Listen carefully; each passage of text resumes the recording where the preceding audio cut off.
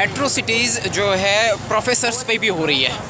एक lady professor पे होती है। मतलब जो जातिवाद है वो कहीं रुकने का या कमज़ोर पड़ने का नाम नहीं ले रहा। लोगों में हिम्मत आती जा रही है। राजधानी में जातिवाद बढ़ रहा है। दिल्ली यूनिवर्सिटी भी इससे अछूती नहीं रही। बहुत सारे किस्से सामने समय समय पर आते रहे हैं।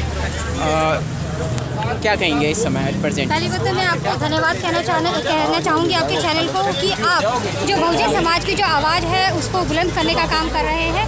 तो ये आपने जैसे पूछा कि जो ये दिल्ली यूनिवर्सिटी है वो भी जातिवाद से छूता नहीं है, तो यहाँ दिल्ली यूनिवर्सिटी की ही बात नहीं है। शायद अगर आप पूरा आज खोल के देखें, मतलब अखबार खोलें, सोशल मीडिया खोलें, कहीं पे भी देखें तो पूरा भारत इस तरीके से तिल मिला रहा है, चिल्ला रहा है, आवाज़ उठा रहा है। पूरे बहुजन समाज पे आज क्या नाम है एक ऐसा अत्याचार किया जा रहा है जो असहनीय है। और इसी का जो शिकार है अभी आप भी देखेंगे, अभी न्यू अशोक नगर में एक दलित परिवार को कितनी बुरी तरह से लाठी के साथ मारा गया, उनकी हड्डियों को तोड़ दिया गया। ऐसे ना जाने तमाम केस। और इसी की जो शिकार बने हैं डॉक्टर रितु सिंह है, जो दौलत राम कॉलेज की असिस्टेंट प्रोफेसर पद पे रही, जिन्हें क्या नाम है अच्छा व्यक्ति तो अच्छा पढ़ा होने के बाद, योग्य होने के बावजूद उसे वहाँ की प्रिंसिपल जो सविता राय है उन्हें साजिशों के तहत फर्जी डॉक्यूमेंट लगा के उन्हें पोस्ट मतलब जो असिस्टेंट प्रोफेसर के पद से निकाल दिया गया, जो बहुत घोर ही निंदनीय है। तो निंदनीय तो है, लेकिन जब एक एजुकेटेड पर्सन के साथ ऐसा होता है वो भी डीयू में, तो ये कितनी बुरी बात है। इसके अगेंस्ट हम जाने में लेट क्यों हो जाते हैं? ये मामले मतलब तुरंत कार्रवाई क्यों नहीं होती? सर आपको लग रहा है कि तुरंत कार्रवाई क्यों नहीं? वो बंदा वो शुरू से लड़ रहा है, जिस दिन से उसके तहत अत्याचार हुआ। वो तो एक्टिव पर्सन है, वो तो एक्टिव पर्सन है, उसने लड़ाई लड़ने की कोशिश करी। लेकिन हम सबसे पहले जो हमारे साथ अत्याचार होता है हम जाते किसके पास है? पुलिस के पास है। जो पुलिस ही नहीं करती तो हम क्या करें? फिर तो हमें आगे का दरवाजा खटखटाना पड़ेगा ना। ये सोचिए कि जब कानून कहता है कि तुरंत ही FIR होनी चाहिए, उस FIR को करने के लिए 2 साल का समय लग रहा है। ये सोचने वाला विषय है, बहुत मतलब सोचने विषय है। तो हाँ, ये बात तो एक इसका स्पष्ट प्रमाण है कि भारत की राजधानी में भी जातिवाद, यहाँ तक दिल्ली यूनिवर्सिटी में भी जातिवाद है। तो जो हिस्से हैं मतलब जो है हमारे प्रांत हैं, जैसे राजस्थान हो गया, बिहार हो गया, यहाँ पर किस कदर क्या हालात होंगे और इनसे हम कैसे निपटते हैं जब राजधानी सुरक्षित नहीं है? जब राजधानी सुरक्षित नहीं है, ऐसा है ये सबसे ज़्यादा अत्याचार एक जाटव समाज के साथ ज़्यादा हो रहा है। जाटव है, वाल्मीकि हाँ, वाल्मीकि भी हैं, धोबी हैं, खटीक हैं, और SC के अंदर सबसे ज़्यादा जाटव समाज पे ये अत्याचार हो रहा है।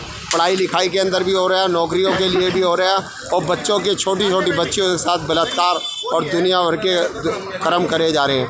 तो ये सरकार की कमी है, इसके ऊपर ध्यान नहीं दे रही, और वो हमें कमज़ोर करना चाहते हैं। कमज़ोर क्या किस लिए करना चाहते हैं कि हमारा बच्चा जो है सबसे ज़्यादा पढ़ा लिखा जी आगे बढ़ रहा है, पढ़ाई लिखाई में भी, नौकरी में भी, सब जगह। मगर वो नौकरियां भी इसलिए ख़त्म करना चाहते हैं कि इनके बच्चे पढ़ लिख के अच्छे अफसर बन रहे हैं, तो इसलिए प्राइवेट सरकार करे जा रही है। जी, मतलब कहीं ना कहीं ईर्ष्या की भावना से ग्रस्त है। हाँ जी, जो हाँ जी। मनवादी सिस्टम के लोग हैं, हाँ। वर्ण व्यवस्था वाले हैं। ये मनीवादी जब से भारत के अंदर आए हैं, ये भारत के मूल निवासी नहीं है, ये मुस्लिम कंट्रियों से आए हैं। जब से मनीवादी आए हैं, इन्होंने अपना कानून बना के, अपनी व्यवस्था बना के मनुवादी सरकार जो, और मनुवादी को सरकार में भी हम ही ला रहे हैं। ये हमारी गलती है। अगर हम ऐसी बिल्कुल गलती ना करें तो ये देश के अंदर राज हमारा होगा। EVM में भी गड़बड़ है। EVM जो है सब इनके घोटाले चल रहे हैं। बात सब करते हैं, लेकिन इसके अगेंस्ट कोई नहीं जाता। इस मशीन को ख़त्म कोई करता नहीं है। नहीं, इस मशीन के लिए भी बहन जी गई थी, मगर अकेली की सुनाई नहीं करते। राजरतन जी ने भी कोशिश करी। हाँ जी। अम्बेडकर जी ने भी इंटरनेशनल लेवल पर उन्होंने भी करी। और जब अमेरिका के अंदर भी 70 साल बाद ओबामा का राज आया, वो इसलिए आया कि जब वहाँ मशीनें बंद करी गई। जी ब्लड जी। आप EVM पर क्या कहेंगे? देखिए, EVM के अगर जिस देश ने EVM बनाई है उस देश में भी EVM बैन है।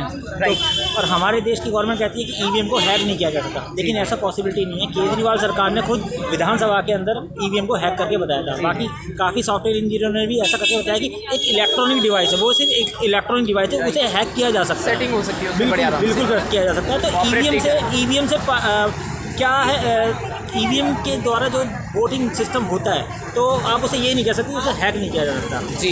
जबकि कई जगह ऐसी, जब अभी लास्ट टाइम इलेक्शन हुए थे तो सोशल मीडिया पर कई जगह आपने देखा था कि EVM गायब हो गई है। लास्ट टाइम जब प्रधानमंत्री, जब MLA हुए थे तो उसमें 18 लाख EVM गायब हुई थी, लेकिन चुनाव आयोग ने उसके बारे में कुछ नहीं करा कि वो EVM कहाँ गई कहाँ नहीं गई। ठीक, तो वो चीज़ पता ही नहीं चली। तो EVM से पॉसिबिलिटी नहीं है कि निष्पक्ष चुनाव हो। ज़्यादा बेटर है कि बैलेट पेपर ही यूज़ किया जाए।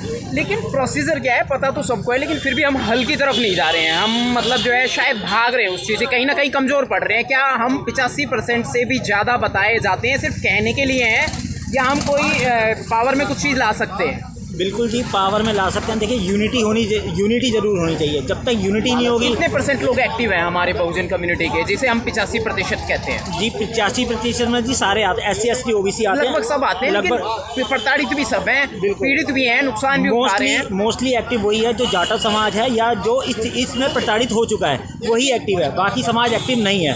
उन्हें कोई लेना देना नहीं है किसी भी चीज़ से। वो कहते हैं हम तो अपना खा रहे हैं, कमा रहे हैं, समाज की या आने वाली जनरेशन की वो बिल्कुल नहीं सोच रहे। तरफ से युवाओं के लिए क्या हल है कि युवा हमारा इससे प्रताड़ित ना हो, अछूता रह जाए, बच जाए? देखिए, युवा को सबसे पहले तो संविधान को पढ़ना होगा। उसे जानना होगा कि देश में हो क्या रहा है और अब हमारे राइट्स क्या है, हम किसी चीज़ को लेकर कर सकते हैं। बिल्कुल बिल्कुल, ठीक है। जब तक युवा जागृत नहीं होगा तो आने वाली पीढ़ी सुधरेगी ही नहीं पहली बार। हाँ ठीक है, बहुत अच्छी बात है, बहुत ही अच्छी स्ट्रेंथ की बात करी है इन्होंने। बात करते हैं शुभ नाम? मनीष नाम जी सर, आपका गुड नेम? मेरा नाम मूलचंद, शादरा बिहारी कॉलोनी। जी सर, जो पूरे हालात अपना जो मतलब हमारी जो 85% वालों लोगों की जो समुदाय है वो अपने आप में एक पावर है, बहुत बड़ी ताकत है। चाहे कुछ कर सकता है, पालन कर रहा है, मतलब बहुत कुछ कर रहा है। कर्मठ यही है, काम यही करता है, पैसा यही कमाता है, और इसी के पैसे से पूरी दुनिया सर्कुलेट हो रही है, खासतौर से भारत। तो इस पर क्या कहेंगे आप? फिर भी हम अपनी हुकूमत नहीं ला पाते। मैं ये कहूँगी कि जो हमारा ये 85% जो आबादी है वो सारा काम तो हम ही लोग कर रहे हैं। राइट। पैसा भी हम ही कमा रहे हैं, हर चीज़ में हम हेल्प कर रहे हैं, यहाँ तक कि सरकार बनाने में भी हम ही लोग सबसे ज़्यादा योगदान दे रहे हैं। लेकिन जब सरकार सत्ता में आ जाती है तो उसके बाद वो हमारा ही शोषण करने लग जाती है, क्योंकि वो नहीं चाहती है कि हम लोग आगे बढ़ें, या एजुकेशन में आगे बढ़ें या नौकरियों में आगे बढ़ें, तो इसलिए वो हमारा शोषण करने लग जाती है। इसी वजह से मतलब शोषण तो हो रहा है, बात तो ये तो सही है। समाधान क्या है? हम यहीं पे अटके रहेंगे क्या? आप सिर्फ प्रोटेस्ट करते रहेंगे, हल की ओर नहीं जाएंगे? अब संविधान ये है कि हमें छीनना पड़ेगा, ऐसे तो ये हमें कुछ देंगे नहीं प्यार से। तो हमारे को जो 85% सभी लोग एक होकर। महिलाओं के लिए क्या कहेंगे कि मतलब जो महिलाएं अपने परिवार को किस तरीके से शिक्षा दें कि परिवार मतलब जो है ये मनुवादी सिस्टम का शिकार हो ही ना? देखिए, महिलाएं अगर शिक्षित खुद होंगी तो वो अपने परिवार को भी शिक्षित करेंगे ज़्यादा से ज़्यादा, और शिक्षित होंगे तो जॉब भी करेंगे सरकारी नौकरियों में या प्राइवेट नौकरियों में। सरकारी तो खैर छोड़ी ही नहीं है, चलो जो भी है, लेकिन मतलब इसलिए हमें और आगे बढ़ने का मौका मिलेगा। जी जी राइट, प्लीज़ बोलिए। और क्या बोलूँ? चलिए।